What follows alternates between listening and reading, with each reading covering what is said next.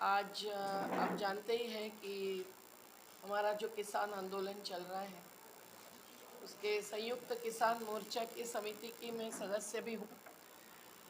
और इस पूरी मोर्चा में जो 500 से ज़्यादा किसान संगठन हैं, किसान में हम लोग खेत मजदूर, पशुपालक, वनोपज पर जीने वाले आदिवासी, मच्छी मार, ये सबको हम पकड़ते हैं।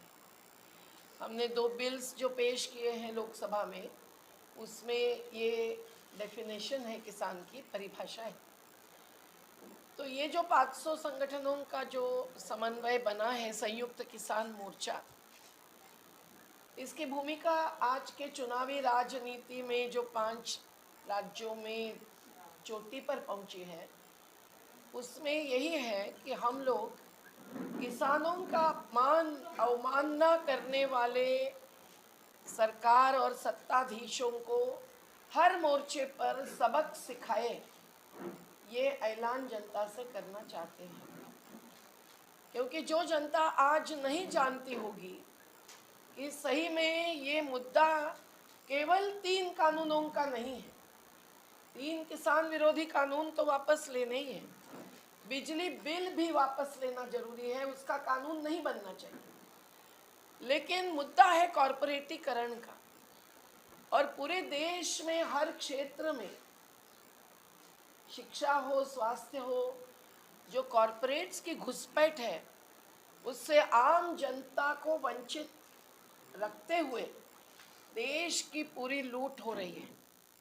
नरेंद्र मोदी जी, जो उनके ही मुख्यमंत्री थे, और पानी के प्रोजेक्ट्स का जिनका अभ्यास था वो वही थे, सुरेश मेहता जी। अब क्या उपयोग? 60,000 करोड़ का बांध बन गया, लाखों लोगों को विस्थापित कर दिया। हमने तो 35 साल संघर्ष करके 50,000 परिवारों को पुनर्वास ले लिया। जो बच्चे हैं आज भी चालू है, लेकिन हमारे जैसा पुनर्वास भी कहीं दुनिया में नहीं हुआ। लेकिन क्या हर जगह ऐसी 35 साल की लड़ाई संभव है? तो जो अखिल गोगोई और उनके साथियों ने, अरुणाचल प्रदेश के भी कई साथियों ने किया, वो एक जन आंदोलनों की भूमिका रही। और पानी का ही मुद्दा देखे तो गुवाहाटी अच्छी तरह से जानता है कि जापानीज की जाइको के पैसे से होने वाला प्रोजेक्ट 11 साल से नहीं हो पाया है, पीने के पानी की परियोजना। तो आज अखिल गोगोई जो चुनाव के रण मैदान में उतरे हैं, क्योंकि उन पर झूठे आरोप लगाने वाले यही राजनेता रहे हैं। उनको जेल बंद रखने वाले और जेल बंद रखकर टोल हो या बांध हो, हर जनविरोधी मुद्दे को आगे बढ़ाने वाले यही राजनेता है जो आज केंद्र में सत्ता में बैठे। अभी हिम्मत से सोच रहा है, सुन रहा है, बोल रहा है, तो अखिल गोगोई जी के अकेले से पूरे अशुद्ध देश हो जाएगा, ऐसा कोई झूठा आश्वासन देने या दावा करने की हमको तो ज़रूरत नहीं है, न खुद अखिल ना कर रहे हैं। इतना ही कहना है कि भाई कोई हस्तक्षेप होना चाहिए, कोई इंटरवेंशन होना चाहिए, अंदर भी कुछ आवाज़ उठना चाहिए। हम तो है ही बाहर, हम तो लड़ेंगे ही, अंदर भी आवाज़ उठना चाहिए। आज किसानों की आवाज़ कुछ पार्टियां उठाती हैं तो अच्छा है, बट कुछ ही राज्यों ने नए कानून लाए जो सरकार का अधिकार है, स्टेट गवर्नमेंट का अधिकार है। एपीएमसी क्या, कृषि संबंधित सभी कानून लाने का अधिकार under entry 47 under entry 14 of the second schedule 7th list, state list. मैं अब भी संविधान निकाल सकती हूँ, इधर ही है। तो ये बहुत ज़रूरी है समझना। भविष्य बताने वाली मैं तो नहीं हूँ, स्टोरी टेलर भी नहीं हूँ। I will only say that yesterday I could see huge support from not only the people in the township, but Sandeep Pandey और सुनीलम जी रूरल एरियाज़ में गए थे, मैं तो नहीं जा पाई। उन्होंने भी यही खबर लाई है कि लोग समझ रहे हैं कि अब कोई उनको जुझारू जनप्रतिनिधि चाहिए, अखिल गोगोई के जैसे। Air conditioner, immediately BJP IT cell jumps into the fray and say it is all air conditioned आंदोलन। What a fake propaganda. But in Punjab also every year 1,000 farmers commit suicide. So keep in mind that this is what Assam has not yet experienced, because Assam's agriculture is more or less self-reliant. They are growing and having their own food security.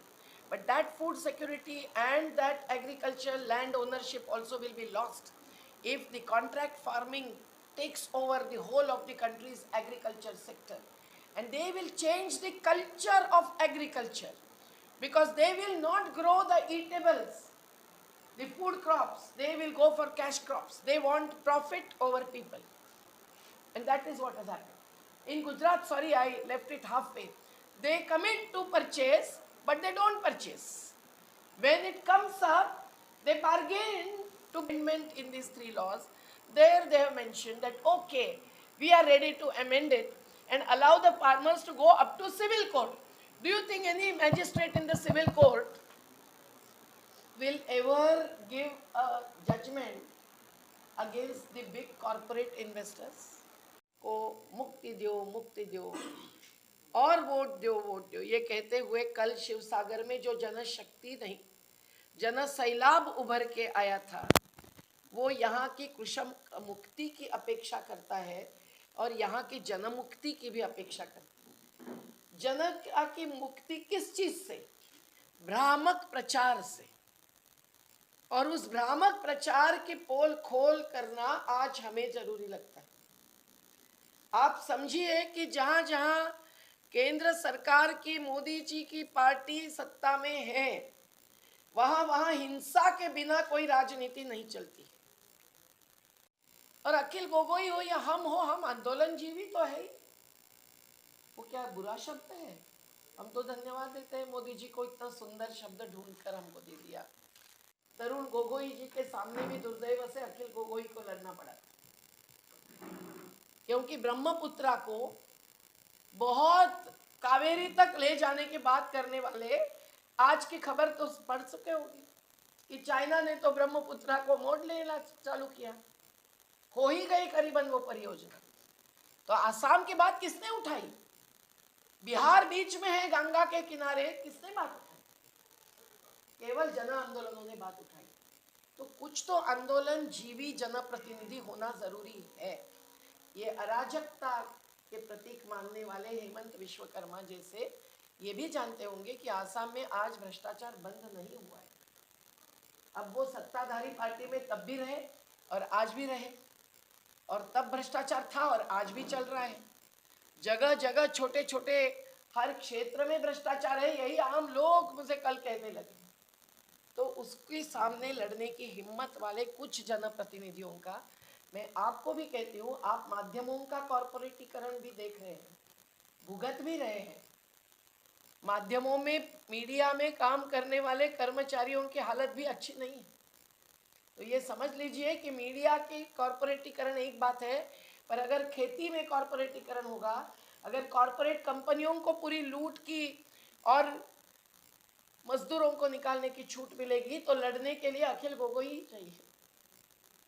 तो ऐसे जो थोड़े से लोग हस्तक्षेप कर रहे हैं, उनको समर्थन माध्यमकर्ताओं का भी मिलना चाहिए हमारे पक्ष में। लेकिन जो किसान विरोधी सरकार में बैठे हुए नुमाइंदे हैं, कॉर्पोरेट्स के नुमाइंदे हैं, उनको तो इस चुनाव में लोगों ने वोट नहीं देना चाहिए। ये संयुक्त किसान मोर्चा की भूमिका है। हमारी सब चीजें हमने दलीय राजनीति में नहीं डाली है। हमारा आंदोलन तो इस चुनावों के आगे ही चलता रहेगा। लेकिन चुनाव में जो भ्रामक प्रचार ये लोग करते हैं और फिर दो चुनावों के बीच में निर्णय उनके पक्ष में लेते हैं, क्योंकि उनके चंदे पर चुनाव चलते हैं, उनके ही बॉन्ड्स भरे जाते हैं, और उन बॉन्ड्स पर सूचना के अधिकार का कानून भी मंजूर नहीं करती है मोदी जी। तो दो चुनावों के बीच में जब वो निर्णय लेंगे तो आसामी जनता जागेगी और उनको समझेगा कि जो बाकी जगह पर जहां जहां एनडीए की सरकारें बैठी हैं, वहां जो हो रहा है वो आसाम की जनता के साथ एक छलावा के रूप में हुए बिना नहीं रहेगा। इंफ्रास्ट्रक्चर की बात करते हैं, डायरेक्ट फॉरेन इन्वेस्टमेंट लाकर, जिस एफडीआई का भाजपा पहले विरोध करती थी, सुषमा स्वराज जी जैसे तो एकदम अगुवाई में आकर विरोध करते। जबरन भूमि अधिग्रहण कानून जो ब्रिटिशों का था, उसका जब हमने विरोध जोरदार किया, नर्मदा से नंदीग्राम, कोई पार्टी देखकर हम विरोध नहीं करते, न्याय अन्याय देखते। तब भाजपा के भी बहुत सारे सांसदों ने 2013 में जो नया कानून जयराम रमेश जी ने लाया, उसका समर्थन कर दिया। लेकिन अभी वो क्या कर रहे हैं, वो 2013 का कानून कहीं भी अमल में नहीं लाने दे रहे। तो ये जो भी इंफ्रास्ट्रक्चर विकास के नाम पर बनाते हैं, वहां लोगों की जबरन जमीनें छीनते हैं और उनको सही दाम क्या, ग्राम सभा का अधिकार भी नहीं देते। असम की जनता ने ये जानना जरूरी है। 15 लाख नहीं मिले बैंक अकाउंट में, पर अभी जो कह रहे हैं कि सबके साथ सबका विकास होगा, वही नहीं मिलने वाला है। लेकिन ये रोजगार की सोच इनमें नहीं है, इनमें केवल बाजार की सोच है, और इसलिए रोजगार विरुद्ध बाजार की लड़ाई है। ये जमीन बेचने वाले और जमीन बचाने वालों के बीच की लड़ाई है, और इस लड़ाई में जनता के साथ देने वाले व्यक्ति अखिल गोगोई जैसे होना बहुत जरूरी है। किसी पार्टी को डरने की जरूरत नहीं है कि ये तत्काल मुख्यमंत्री बन जाए। बहुत ही छोटे स्तर पर उन्होंने सोच लिया है एक कदम रखने की बात, और उनको जेल में डालकर ही तो टोल गेट्स लगाए गए। उनको जेल में डालकर जिसका विश्लेषण भी नहीं हुआ था कि असर क्या होने वाला है असम पर, वो बांध आगे बढ़ाए गए। और उनको जेल में डालकर ये जो चाहे मनमानी करते गए। जैसे लॉकडाउन का भी उन्होंने फायदा लिया, वैसे अखिल गोगोई को जेल में रखने का भी उन्होंने फायदा लिया है। पर आज कल मैंने देखा कि युवा शक्ति और पूरे लोग रास्ते पर खड़े रहकर जिस भावना के साथ अखिल को याद कर रहे थे, कह रहे थे कि कहने की जरूरत नहीं, हम जानते हैं, हम जानते हैं, हम मानते हैं, वो एक अनोखा चित्र रहा है। तो मुझे लगता है कि आसाम बचाने के लिए और देश बचाने के लिए यहाँ की राजनीति में भ्रामक प्रचार, वर्चुअल प्रोपेगेंडा करने वाले आसाम पर कब्जा न करें, ये देखना जरूरी है। तो ये सब आंदोलनकारी करते हैं, पोल खोल ही केवल नहीं, संविधान विरोधी निर्णय और कानूनों का विरोध करते हैं। और गांधी जी ने वही किया था, और यही समय था 100 साल पहले 12 मार्च से 6 अप्रैल, जबकि दांडी यात्रा निकली थी और नमक सत्याग्रह हुआ था, क्योंकि नमक पर टैक्स लगाया गया था। आज केवल एक वस्तु पर टैक्स नहीं, वस्तुओं की चोरी, ये जब शिरचोरी करने वाली सरकार ला रही है, तो उसका विरोध करने के लिए जनप्रतिनिधि कहाँ है? जो जनप्रतिनिधि आज किसानों के साथ है, वो राजनीति